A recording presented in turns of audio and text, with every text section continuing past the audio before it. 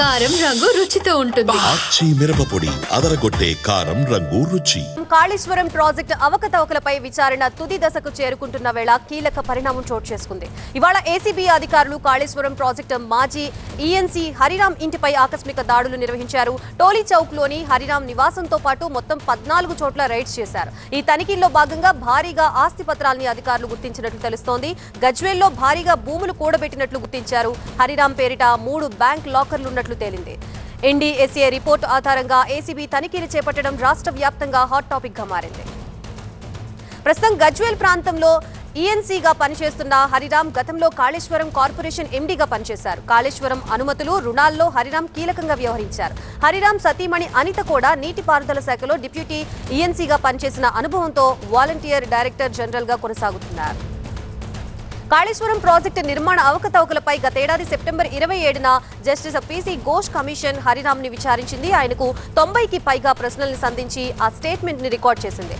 దానిపై కమిషన్ విచారణ జరుగుతున్న సమయంలోనే ఏసీబీ దాడులు జరగడం చర్చనీయాంశంగా మారింది. మరోవైపు కాళేశ్వరం ఎత్తిపోతల పథకంలో భాగంగా నిర్మించిన మేడిగడ్డ, అన్నారం, సుందిళ్ల బ్యారేజీల్లో అనేక లోపాలున్నాయని నేషనల్ డ్యామ్ సేఫ్టీ అథారిటీ ఇచ్చిన తుది నివేదిక తీవ్ర దుమారం రేపుతోంది. ప్రస్తుతం ఇదే అంశానికి సంబంధించి మనకి పూర్తి అప్డేట్స్ ఇవ్వడానికి మా ప్రిన్సిపల్ కరెస్పాండెంట్ ప్రణీత సిద్ధంగా ఉన్నారు. ప్రణీత, కాళేశ్వరం ప్రాజెక్టు అవకతవకలపై విచారణ జరుగుతున్న తుది దశలో ఉన్న వేళలో ఇటువంటి పరిణామాలు చోటు చేసుకోవడాన్ని ఏ విధంగా చూడొచ్చు అంటారు? అలాగే ఏసీబీ దాడుల్లో ఎటువంటి విషయాలు వెలుగులోకి వచ్చాయి? అయితే ఎన్డీఎస్ఏ రిపోర్ట్ వచ్చిన తర్వాత కొద్ది గంటల క్రితమే అటు కాంగ్రెస్ మంత్రులు కూడా మాట్లాడారు.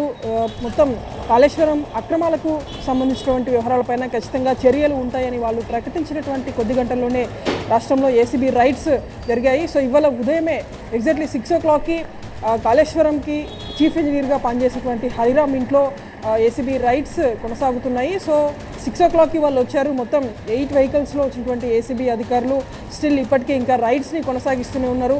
టోలీ చౌకీలో ఉన్నటువంటి ఆయన నివాసంతో పాటు సిద్దిపేటలో ఉన్నటువంటి ఆయనకు సంబంధించినటువంటి బంధువుల ఇళ్లలో కూడా ఈ రైడ్స్ కొనసాగుతున్నాయి.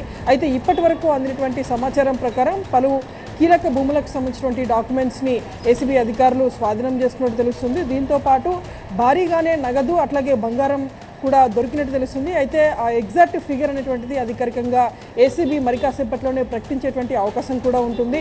సో ప్రజెంట్ ఇక్కడ దొరికినటువంటి కొన్ని డాక్యుమెంట్స్ని వెరిఫై చేసుకున్న తర్వాత సిద్దిపేటలో ఉన్నటువంటి ఎంఆర్ఓ కార్యాలయం వద్ద కూడా ఏసీబీ అధికారులు వెళ్లారు. సో అక్కడ సిద్దిపేట మెదక్ జిల్లాకు సంబంధించినటువంటి ఏసీబీ డిఎస్పీ ఆధ్వర్యంలో అక్కడ కూడా రెవెన్యూ రికార్డ్స్ని వెరిఫై చేశారు. గజ్వేల్ సరౌండింగ్స్లో దాదాపు 100 ఎకరాలకు పైబడి ఉన్నటువంటి భూములను హరిరామ్ గతంలోనే కొనుగోలు చేసినట్టుగా కూడా ఏసీబీ అధికారుల దగ్గర ఆధారాలు లభించినట్టు తెలుస్తుంది. ఇంకా దానిపైన కూడా అధికారికంగా ఏసీబీ ప్రకటించబోతుంది.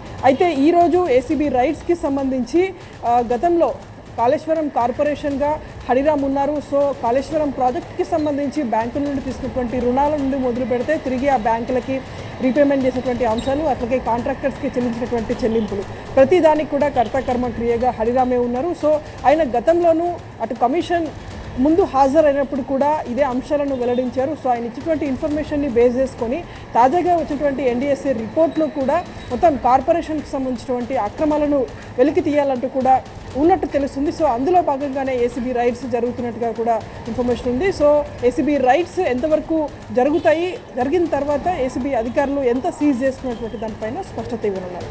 Right, thank you.